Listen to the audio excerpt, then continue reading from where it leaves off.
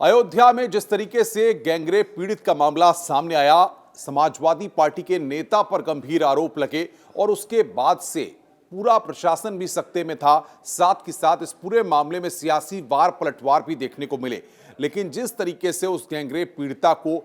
इलाज पहले अयोध्या में मुहैया कराया गया, उसके बाद केजीएमयू रेफर किया गया और अब इस पूरे मामले में बहुत बड़ी खबर सामने आ रही है। हम आपको बताने जा रहे हैं कि अयोध्या की गैंगरेप पीड़िता को फिलहाल अब कहां पर भर्ती कराया गया है, क्योंकि केजीएमयू से उसको डिस्चार्ज कर दिया गया है और उसके बाद अब उसका आगे का इलाज कहां पर होगा, ये पूरी जानकारी अब आपको देने जा रहे हैं कि आखिर किस तरीके से केजीएमयू में उसका उपचार किया गया और इस पूरे मामले में जिस तरीके से गर्भपात उसका हुआ है केजीएमयू में, जो पूरा डॉक्टरों की टीम ने वहां पर प्रोसेस किया है, उसके बाद अब स्वास्थ्य लाभ के साथ साथ उसको और कौन कौन सा उपचार मुहैया कराया जाएगा, ये सारी जानकारियां हम आपको देंगे कि फिलहाल अब उसे कहां पर भर्ती कराया गया है। आपको बता दें कि अयोध्या की जो गैंगरेप पीड़ित है, जो दुष्कर्म पीड़ित है, उसको अब उसकी तबीयत कैसी है ये भी हम आपको बताएंगे कि गर्भपात हो गया उसका और उसके बाद उसकी अब तबीयत कैसी है और उसको कहां पर भर्ती कराया गया है। दरअसल उसके हेल्थ के बारे में जो अपडेट्स आए हैं उनको हम आपको बता रहे हैं।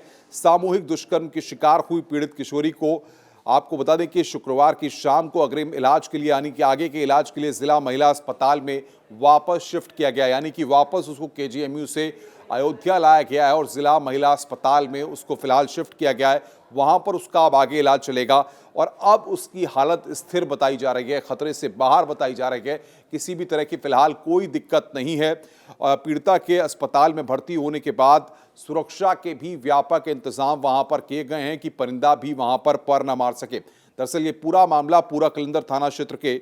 बदरसा में सामूहिक दुष्कर्म का शिकार होने के बाद 14 साल 6 माह की किशोरी गर्भवती हो गई थी। ये पूरा मामला था जो सियासी वार पलटवार भी इस पूरे पे हुआ। उसके गर्भ में 12 सप्ताह का भ्रूण पल रहा था, जिसके बाद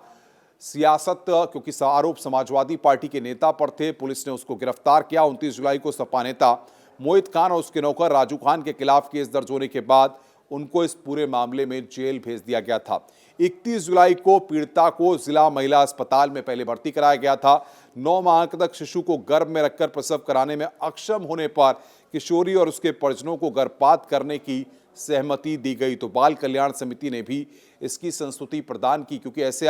कानूनन इस तरह से नहीं गर्भपात कराया जा सकता। गर्भपात के दौरान किशोरी की जान को भी खतरा बताया गया। जोखिमपूर्ण इलाज के लिए महिला अस्पताल में बेहतर इंतजाम नहीं थे, इसलिए उसको केजीएमयू में 5 अगस्त को शिफ्ट किया गया। केजीएमयू लखनऊ के लिए रेफर किया गया, वहां पर उसका गर्भपात करने और डीएनए सैंपल, जिसको लगातार जिस बात को कहा जा रहा था कि डीएनए सैंपल से इस पूरे मामले का सच सामने आएगा, डीएनए सैंपल लेने के बाद हालत में कुछ सुधार हुआ तो शुक्रवार की देर शाम करीब 8 बजे वापस उसको जिला महिला अस्पताल में भर्ती करा दिया गया है। डॉक्टर से जो बात हुई है खतरे से बाहर है, किसी भी तरह की कोई दिक्कत नहीं है और लगातार डीएनए जांच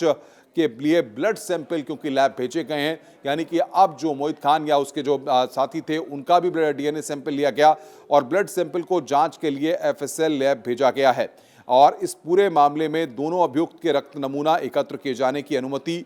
के लिए प्रार्थना पत्र दिया गया था और उसके बाद इनका रक्त नमूना लिया गया, यानी कि जो आरोपी हैं उनका भी डीएनए टेस्ट हुआ है। और अब देखना ये होगा कि इस पूरे मामले में और क्या कुछ निकलकर सामने आता है। लेकिन फिलहाल पीड़िता अब अयोध्या वापस आ गई है और उसका जिला महिला अस्पताल में इलाज चल रहा है, जहां पर उसके हेल्थ और तमाम चीज़ों के साथ साथ सुरक्षा के भी तगड़े इंतजाम किए गए हैं।